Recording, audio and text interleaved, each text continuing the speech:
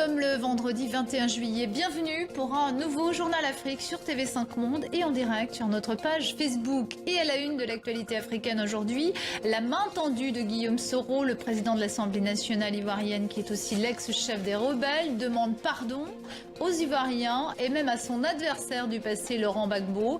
Et puis toujours en Côte d'Ivoire, nous serons en direct avec Robert Begré-Mambe, le ministre en charge des Jeux de la francophonie, dont le coup d'envoi vient d'être lancé. Au Maroc, il y a eu des affrontements violents entre les forces de l'ordre et les manifestants. Aujourd'hui, d'aller demander pardon à mes aînés, Henri Konan Bédié, au président Alassane Ouattara et même au président Laurent Gbagbo. Et même Gbagbo mérite que j'aille lui demander pardon. Détenu à La Haye, le sort de Laurent Gbagbo se joue à la Cour pénale internationale. Et Guillaume Soro n'y est pas totalement étranger. C'est l'un des artisans de la chute de l'ancien président ivoirien. Il l'a combattu sur le terrain en tant que chef de la rébellion des forces nouvelles. Et lors des accords de Ouagadougou de 2007, il s'impose comme Premier ministre. Homme fort de la Côte d'Ivoire, c'est le pilier de la victoire d'Alassane Ouattara à l'issue de la crise électorale de 2011. Je demanderai pardon à tout le monde. Parce que 2002, je suis un acteur important jusqu'à ce jour. Et je pense que ce dont la Côte d'Ivoire a besoin, c'est beaucoup plus de tolérance, de pondérance, de pardon, de réconciliation, de paix et de stabilité. Incontournable, Guillaume Soro peut nourrir certaines ambitions présidentielles, mais sa trajectoire se brouille quelque peu à cause des tensions récentes avec le président Ouattara. La succession ne se fera pas sans concurrence. Et au Maroc, un manifestant est dans le coma. Bonjour les amis, bonjour les fidèles de Hassan. Vous êtes nombreux en train de nous suivre à ce net moment. C'est ADT Ankimpouy qui vous fait en direct depuis la page officielle de notre distributeur Events and Movie. Donc voilà quoi, donc juste habituez-vous, on va commencer à suivre les informations, l'évolution de la vente, la distribution de l'album ici sur cette page Facebook. Donc je l'ai fait pour vous, habituez-vous, aimez la page, car ADT Ankimpouy passera des émissions directes à partir d'ici. Donc voilà, merci, j'ai dit et je vous remercie. Partagez cette vidéo, faites savoir à vos amis et connaissances que ADT Ankimpouy ne fera plus de direct sur ADT Ankimpouy. Il va commencer à faire de direct ici, sur Movie Events, par rapport à l'album. ADT Ankimpouy reste et restera la page où je vais commencer à vous informer. Je ferai aussi des directs, mais là, ça sera que pour partager ce que je ferai jusqu'à la sortie de l'album. Et suivez-moi aussi à partir de vendredi, à partir de 21 h, une émission spéciale directe avec Pichou Mangaya. Avec Pichou Mangaya, suivez-moi, une émission directe avec Pichou Mangaya. Donc voilà, à partir de ces week-ends, vous allez me suivre en direct sur Movie Events Movie. C'est la nouvelle page officielle de notre distributeur, la maison des disques, qui va distribuer 7 jours de la semaine. Donc c'est ici que vous allez commencer à suivre les informations, l'évolution, comment est-ce que pour s'en procurer de cet album. Donc voilà, et vendredi à partir de 21 h, suivez-moi avec Pichou Mangaya, moi c'est à Pembe, pour l'Andabiso, on va parler que de 7 jours de la semaine. Merci, restez toujours branchés et bonne fête des Ramadan à tous les oransoniques musulmans. Je vous aime, c'est votre envoyé le message évangéliste et oransonique Ankimpouy ADT.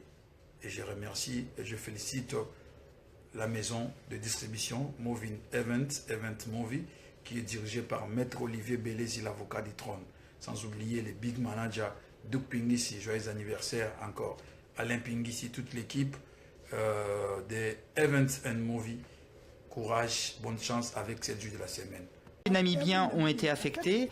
Il nie le fait que seuls les Namas et les Hereros ont été massacrés. Donc ces négociations sont une arnaque du début à la fin. Hereros et Namas veulent participer à des réunions qui seraient tripartites. Ils n'ont aucune confiance en leur gouvernement, composé essentiellement d'Ovambo, l'ethnie majoritaire en Namibie. The Namas Les Herreros et les Namas ne sont pas la majorité dans notre gouvernement. Et ils voudraient que les autorités prennent vraiment ça en compte. C'est déjà le cas. Les deux minorités se sentent aujourd'hui encore discriminées, méprisées par le gouvernement namibien qui a par exemple autorisé l'installation d'un camping sur ce terrain où il y a un siècle, des milliers de Hereros ont péri dans un camp de concentration. Allez, direction Abidjan, où vient d'avoir lieu le coup d'envoi des 8e Jeux de la francophonie. On voit ici des images de cette très belle cérémonie d'ouverture au stade Houphouët-Boigny à Abidjan. Après le défilé des délégations que vous avez pu suivre sur TV5 Monde, eh bien, il y a eu ce spectacle très rythmé, spectacle qui s'est articulé autour de la danse, de la musique, avec une succession de tableaux autour de la Côte d'Ivoire et de la francophonie. Et justement, eh bien, à Abidjan, on va retrouver Robert Begré-Mambé, ministre en charge des Jeux de la francophonie. Bonjour Monsieur le ministre. Alors ces Jeux, ils commencent dans une ambiance particulière. La Côte d'Ivoire a vécu plusieurs mutineries ces derniers mois. Il y a eu des tirs cette semaine à l'école de police de Cocody. Est-ce qu'il jette une ombre sur ces Jeux? C'est le premier grand événement organisé par la Côte d'Ivoire depuis la fin de la crise. Non, pas du tout, parce que la Côte d'Ivoire a une capacité de résilience qui a été forgée au cours de plusieurs années, avec une culture de paix profonde ancrée dans les esprits des Ivoiriens. De temps en temps, il peut y avoir des soubresauts, mais le président Ouattara est un homme de dialogue. Il est très attaché à sa population et tout ce qu'il fera pour que la paix soit définitivement ancrée dans les esprits et dans le cœur, il le fera. Et il a démontré à plusieurs reprises son attachement à tout ce qui touche à la paix et à la sérénité des Ivoiriens. Monsieur le ministre, 10 000 policiers, gendarmes et militaires sont mobilisés car il y a aussi bien sûr la peur, la menace terroriste partout en Afrique de l'Ouest notamment.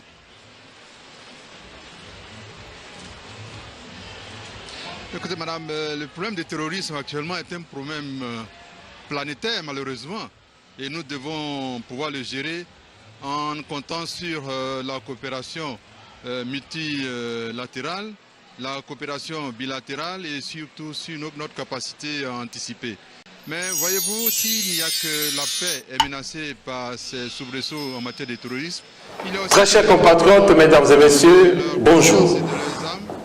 Ouabasson reçoit un invité de marque issu de l'opposition. Je vous laisse découvrir qui est-il réellement au sein de l'UDPS, au sein de l'opposition. Bonjour, monsieur. Est-ce que vous voulez vous présenter pour que les gens vous connaissent un peu? Oui, bonjour, Ouabasson. Merci beaucoup pour cette opportunité qui m'est offerte pour passer l'interview et pour me présenter. J'espère que beaucoup de gens me connaissent. Je m'appelle Jean-François Beaufoy-Ditumtumba. Je suis conseiller politique et diplomatique au sein de la représentation de l'UDPS au Benelux. Comme activité professionnelle, je suis consultant et lobbyiste au sein des institutions de l'Union européenne. En tant que lobbyiste, j'essaye tant bien que mal, avec le groupe d'intérêt que nous avons, de persuader certains décideurs politiques occidentaux de rectifier le tir, de faire en sorte que, en ce qui concerne la politique,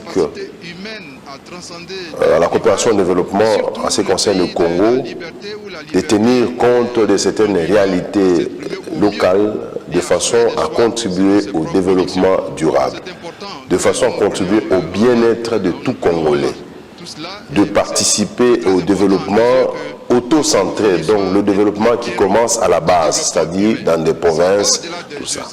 Et c'est un exercice qui est très difficile, puisque nous savons très bien que les décideurs politiques actuellement font face à une puissance financière des multinationales, font face à des enjeux économiques, géostratégiques et des enjeux politiques, et surtout tenant compte de la globalisation de l'économie mondiale en fait.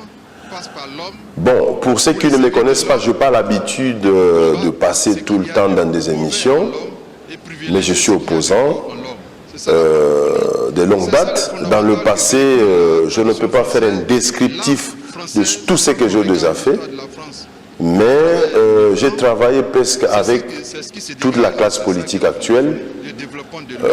Je peux citer certaines références. À l'époque, nous avons fait une grande conférence sur l'action en justice contre le régime de Mobutu. Et j'ai travaillé avec Évariste Bouchabou, à l'époque conseiller juridique au niveau de la représentation de l'UDPS, avec M. Chambouikala du journal Nyota Africa, avec le colonel Yamba, avec M. Claudel Loubaya, qui était à l'époque militant au sein du journal Nyota Africa, mais par la suite gouverneur au Kassai occidental et par après député. Dans l'opposition ici à Bruxelles, il y a eu le collectif des forces vives pour l'instauration de la démocratie en RDC. Nous avons travaillé avec plusieurs partis, la NADER, le PDC, avec de la NADER avec Albi Bouya, le PDC avec Albert Petit, et bref, toute l'opposition en fait. Donc j'ai participé de manière non dissimulée à plusieurs activités, à plusieurs colloques, à des conférences ici en Europe, aux États-Unis. Et voilà, donc si je dois entrer en détail, ça fera vraiment... Oui, effectivement, je pense que très chers compatriotes, vous avez suivi, le monsieur, il a travaillé avec plusieurs personnalités. Et moi, je me pose la question, comment ça se fait que vous avez travaillé avec toutes ces personnalités qui sont au pouvoir actuellement et que vous n'avez même pas, vous n'avez pas de place là-dedans? C'est quand même vos collègues. Vous allez peut-être vous poser la question, mais comment ça se fait que, tout comme je me pose la question, et ainsi que le téléspectateur qui nous regarde, Bochab, il était président président national, comment je dis pas président national, président de l'Assemblée nationale, excusez-moi, merci pour la conversation. Et vous êtes ici, comme opposant. Non, mais c'est question de choix. Moi, je fais plus la politique. Je poursuis un idéal et des convictions. L'argent, ça... Non, mais il faut se battre comme tout le monde. Il faut travailler pour gagner sa vie. Mais en politique, c'est un combat. Je poursuis l'idéal. Donc, on fait la politique pour arriver au pouvoir et pour pouvoir aussi l'exercer. Mais la façon dont les choses se passent dans notre pays, c'est du n'importe quoi en fait. La crise politique, elle n'a pas commencé aujourd'hui, mais c'est depuis longtemps, c'est depuis 1960. Donc je pensais avec des amis, très sincèrement, qui étaient opposants à l'époque, qu'on pouvait cheminer ensemble vers un objectif commun, c'est viser plus le bien-être de la population, faire en sorte que le pays puisse se développer. Et on avait vraiment un projet, mais il s'est fait que malheureusement, pour certaines raisons, on ne sait pas gérer les ambitions des uns des autres. À un certain moment, on n'est plus opposant, on s'est dit, ouf, ça y est, j'y suis, des contradictions en fait. Voilà, en parlant de ça, je reçois une question d'un téléspectateur qui nous suit via l'Internet. Si je peux me résumer, il demande les points positifs, négatifs au sein de l'UDPS. Qu'est-ce qui a marché pendant la campagne présidentielle et législative? Les points positifs. Est-ce que vous pouvez nous relater les points positifs? Je précise qu'il y a des mamans, il y a des papas qui nous suivent.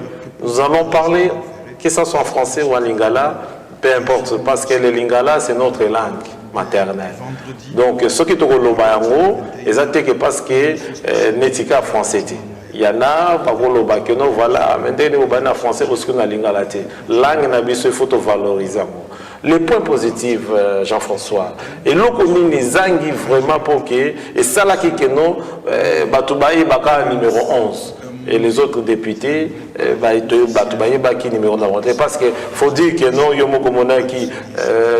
bulletin, c'est tout un syllabis. Donc maintenant, on sait que le numéro 11, c'était le vieux Tchiti. Le vieux Tchiti, notre président national, tout, si je peux me permettre de l'appeler comme ça, parce que je l'adore avec ce nom, c'est son prénom. Et les députés. Les gens ne connaissaient pas les députés. Est-ce que c'était un point positif? Relatez-nous un peu les deux points. Oui, merci beaucoup. Comme vous l'avez souhaité, pour une bonne audition, la meilleure compréhension de tout le monde, je puis me permettre de parler en lingala, de mélanger un peu le français et le lingala. Ça fait plus de 30 ans que le parti existe. Il faut féliciter d'abord des gens qui dirigent ce parti. Il faut et que l'UDPS pendant plus de 30 ans ait fonctionné